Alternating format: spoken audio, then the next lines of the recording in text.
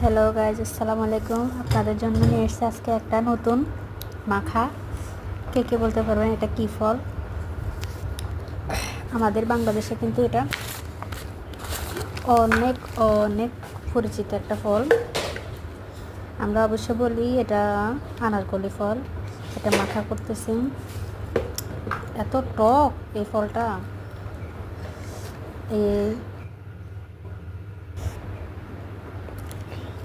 এই লবণ দিলাম, মরিচ দিলাম, তারপর এটা মাখা করব।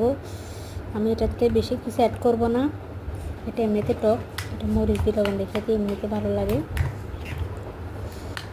যার কারণে আমি মরিচ দিয়ে শুধু লবণ দিয়ে করলাম।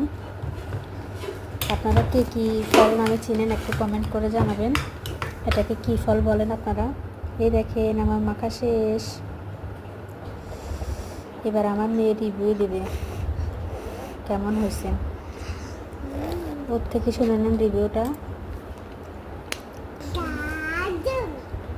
দারুণ বলছে। সবাই লাইক করেন।